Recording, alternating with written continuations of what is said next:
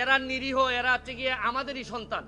তারার তো সংস্কারের কথাই চাচ্ছিল, সরকারও সংস্কার চাচ্ছিল, মধ্যখানে এই ঝামেলাটা হয়ে গেল।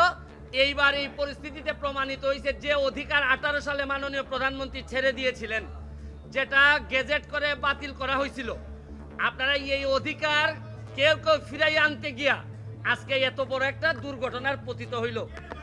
সবই ঠিকঠাক মতো হইল। আপনারা এই মঙ্গলবার এই জায়গায় দাঁড়াইয়া বলছিলাম যে প্রধান বিচারপতির রায় পর্যন্ত একটু ওয়েট করেন।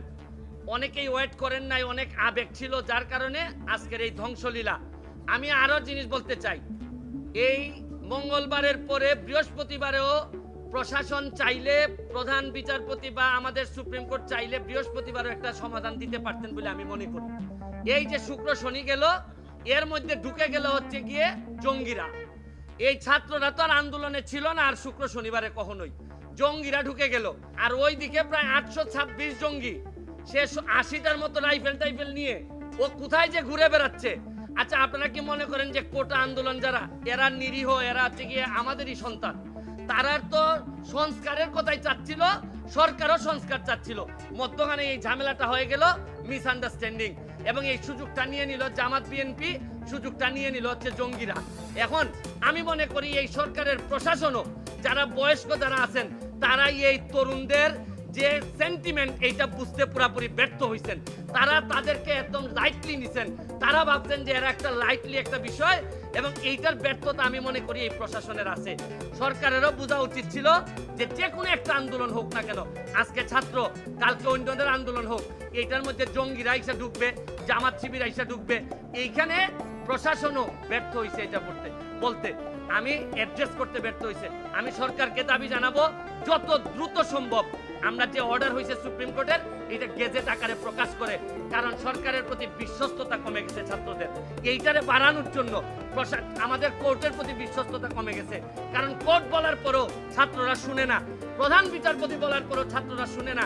কারণ হচ্ছে গিয়ে আপনি যাই বলেন, বাস্তবতা হচ্ছে গিয়ে ছাত্রদের জন্য যে বিশ্বস্ততা থাকা দরকার ছিল প্রশাসন এবং বিচার বিভাগের, এই বিশ্বস্ততা নাই।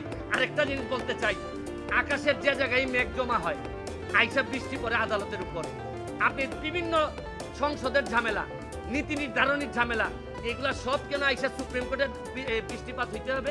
এগুলা তো সুপ্রিম কোর্টের ঝামেলা ছিল না। সুপ্রিম কোর্টের ইমেজ ক্ষুণ্ণ করার জন্য এই ধরনের মেঘগুলা যথেষ্ট। পলিসি ডিসিশন যেখানে প্রধানমন্ত্রী 18 সালে শেষ করে দিচ্ছেন, এইটারে হাইকোর্টে নিয়ে আসা এইসব ঝামেলা, মানে মেঘ জমে অন্য জায়গায় আর বৃষ্টিপাত হয় হচ্ছে গিয়ে সব সুপ্রিম কোর্টে।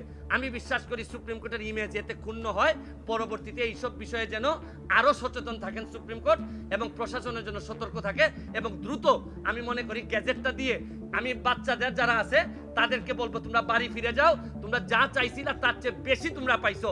এবং এখন রাষ্ট্রকে ঠিকঠাক মতো, যারা আজকে এত বড় ক্ষতি করছে, বিটিভি জ্বালাই দিছে, এরা মেট্রো রেল জ্বালাই দিছে, মিরপুরবাসী এখন সারা 1 বছর কান্না করলে এই পাপ মোচন হবে না।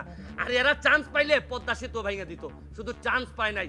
এরা আসলে এইবার প্রমাণ হয়েছে, এদের কাছে ক্ষমতা গেলে এইটার নমুনা আপনারা অল্প দিনের মধ্যে, এই 2-3 দিনের মধ্যে দেখছেন।